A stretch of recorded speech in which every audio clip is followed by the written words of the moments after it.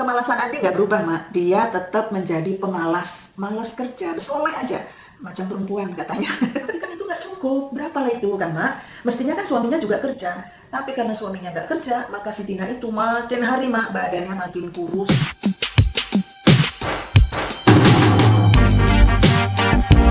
Assalamualaikum. Halo, Mak. Apa kabar?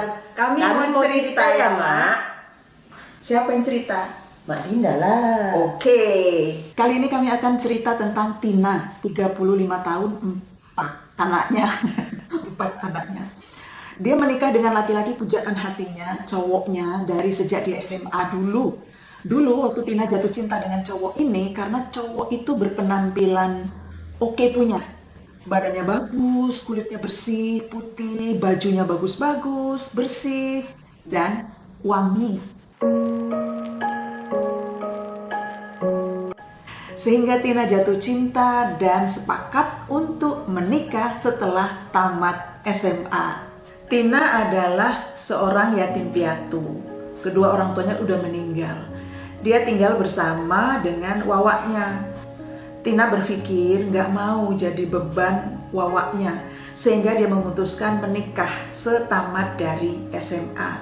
Dia menikah dengan laki-laki pujaan hatinya, dengan laki-laki pacarnya. Kita kasih nama aja Andi ya. Ya kan, Mak? Setelah menikah dengan Andi, Tina tinggal di rumah warisan orang tua si Andi. Nah, Andi ini anak paling kecil. Katanya dalam budaya Jawa di Sumatera ini, kalau anak paling kecil dia dapat warisan rumah dari orang tuanya. Tinggallah si Tina di rumah warisan orang tua si Andi itu. Setelah menikah dengan Andi, barulah ketahuan, Mak, kalau si Andi itu ternyata pemalas orangnya, pemalas. Kerjanya cuma berdandan, bersolek aja.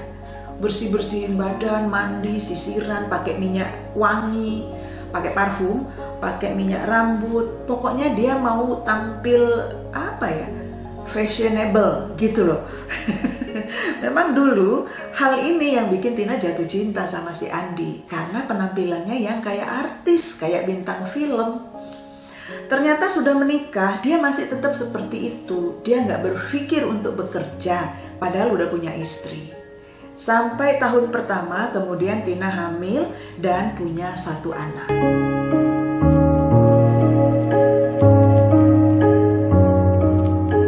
Kemalasan Andi nggak berubah, Mak. Dia tetap menjadi pemalas, malas kerja, bersolek aja. Macam perempuan katanya. Jadi ternyata bersolek itu bukan hanya perempuan, ya kan, Mak? Laki-laki pun ada. Kemalasan Andi semakin menjadi-jadi, Mak. Bahkan setelah anak pertama mereka berumur 2 tahun. Masih juga malas si Andi ini. Kalau nggak ada kerjaan ya dia tidur. Si Tina pernah menyarankan, sebaiknya kau carilah kerjaan, kata Tina kan, Mak. Kau kan bertenaga, udahlah ikut orang-orang itu, narik becak kek, apa kek, gitu. Nggak mau, Mak, si Andi ini narik becak, gengsi dia.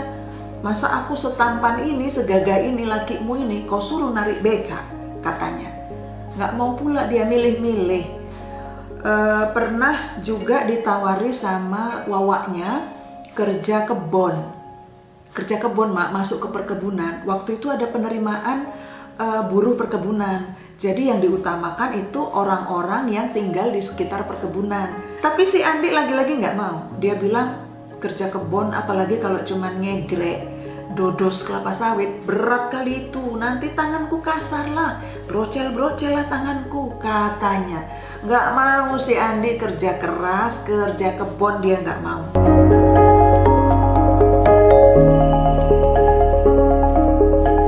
Kebetulan rumah yang ditempati si Tina, rumah warisan orang tuanya si Andi, itu berada persis di sebelah kuburan, Mak, kuburan Muslim.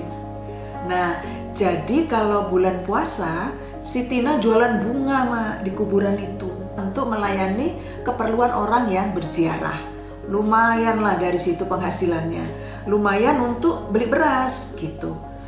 Diajaknya lah suatu hari si Andi, dia bilang, "Bang, bantulah aku cari bunga." nanti kita jual di kuburan bang, lumayan bang. Sejak aku jualan di situ, orang-orang yang datang ziarah nggak perlu bawa bunga, lumayan penghasilannya, ayolah bantu aku, kata dia. Nggak mau si Andi. Heh, kau suruh pula aku jualan bunga. Hah, nggak kerjaan itu. Katanya macam gitu, mak. Nggak mau si Andi.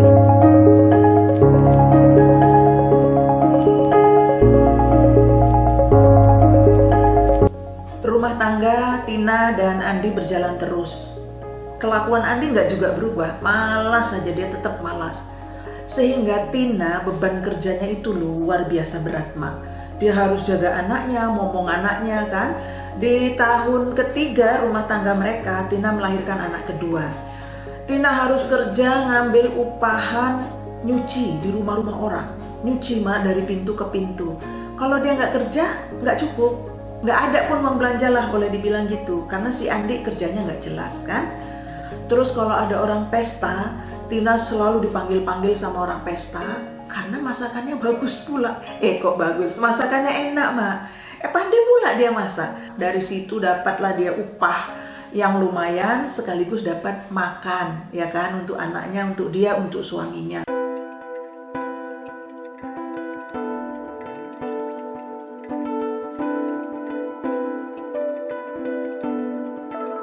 Tapi kan itu nggak cukup, berapalah itu kan mak?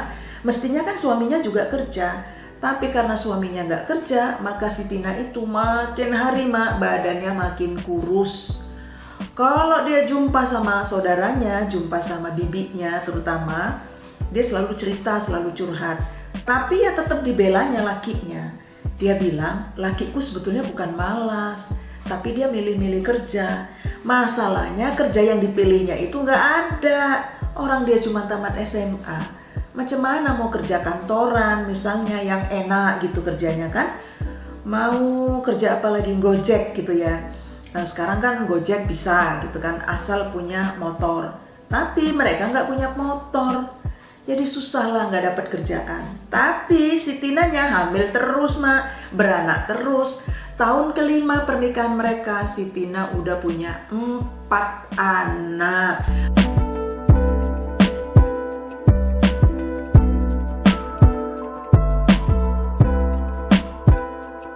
Suatu hari kan mak, sampailah kehidupan rumah tangga si Tina ini pada klimaksnya, pada puncaknya.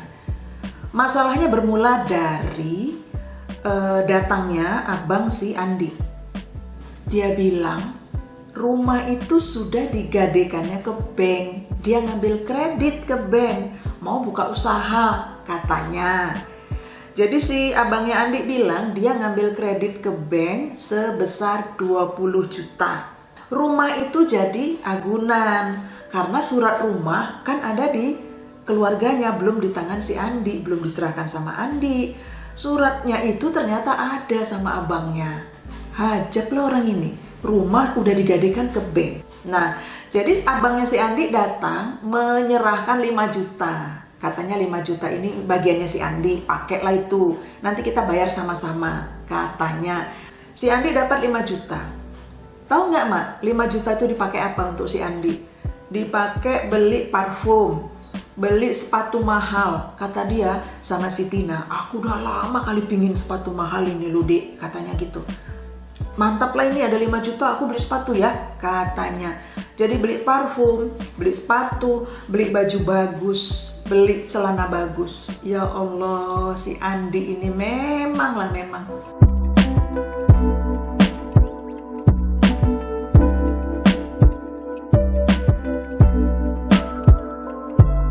Geram kalilah si Tina mak, ngamuklah dia. Berebutlah mereka duit 5 juta itu. Si Andi akhirnya hanya berhasil belanjakan duitnya dari yang 5 juta itu, habislah 3 juta. Syukurlah belum habis gitu loh mak, masih untung ini belum habis ya kan mak. Kalau habis semua jadi apa itu coba? Nggak jadi apa-apa kan, sementara anaknya 4 gitu loh. Woi, anak 4 di. Nah, yang 2 juta diambillah sama si Tina, disimpannya lah yang 2 juta ini mak. Dia berpikir mau buka usaha, nggak tahu buka usaha apa gitu. Jadi saran bibitnya, kau buka catering aja, kata bibitnya. Ternyata kan mak, usaha catering belum dimulai, Datanglah bank mau menyita rumah itu, Mak. Ternyata abangnya si Andi bukannya ngambil 20 juta, Mak, ngambil 50 juta. Dia ngambil kredit 50 juta dan udah jatuh tempo, Mak, jatuh tempo. Akhirnya Tina keluar dari rumah itu dan dia ngontrak rumah. Dicarinya lah kontrakan rumah. Jelek rumahnya, Mak, jelek kali gubuk lah. 500.000 setahun, Mak. Rumah kayak apa lah itu kan? Di pinggiran kota Perbaungan sana, Mak. Perbaungan itu di Serdang Bedage, Sumatera Utara, masih Indonesia, Mak.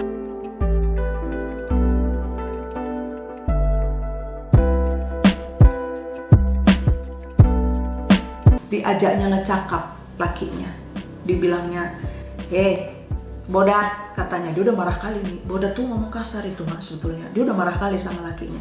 Dia bilang, kalau kau nggak nyari kerjaan, kalau nggak jelas kau gajimu, kerjamu, kalau kau nggak menafkahi kami, 4 anakmu, Bodat. Kata si Tina, marah nih dia, Mak. Kau pergi dari rumah ini. Kau nggak usah ikut-ikut tinggal di rumah kontrakan ini. Ini rumahku. Aku yang bayar kontrak. Terserah kau mau nyari kerjaan apa, pokoknya jangan ku tengok batang hidungmu ada di rumah ini. Kata si Tina. Dicampakkannya, Mak, pakaian-pakaian si Andi tadi. Dicampakkannya bajunya, sepatunya, dicampakkannya keluar rumah. Kalau masih mau jadi laki, ku kerja kau. Kasih makan anakmu yang 4 ini. Aku nggak sanggup. Kata Tina.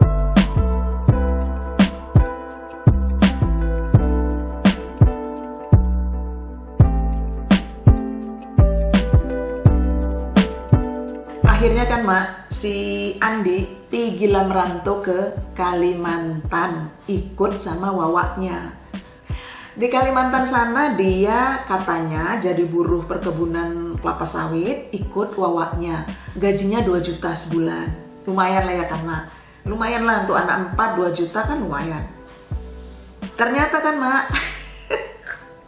nasibnya si Tina inilah kan, Mak. Lakinya yang ganteng itu, laki tersayang itu, dari gaji 2 juta sebulan kerja. Tahu nggak ngirimin si Tina berapa sebulan? Gopek, Mak. Dia cuma ngirimin Tina 500.000 sebulan dari penghasilannya 2 juta sebulan. Bayangkanlah laki-laki ini. Entah laki-laki kayak mana lah kawan ini, Mak. Sementara Tina di rumahnya harus menafkahi 4 orang anak. Jelas aja nggak cukup lah 500.000 itu. Geramnya bukan main si Tina. 2 tahun pula tuh, Mak, ditahankan, Mak. Si Andi merantau di Kalimantan cuman ngirim 500.000, cuman ngirim gopek tiap bulan. Akhirnya Andi pulang merantau dari Kalimantan. Sementara si Tina masih susah payah banting tulang menafkahi 4 anaknya. Begitu Andi pulang, dia bilang, "Sini kita ngomong. Aku mau ngajak kau ke pengadilan agama hari ini," kata si Tina. "Apa maksudmu?" kata si Andi. Kaget dia kan? Kaget dia mau diajak ke pengadilan agama. Singkat kata, Mak, Tina mengajukan gugatan ke pengadilan agama.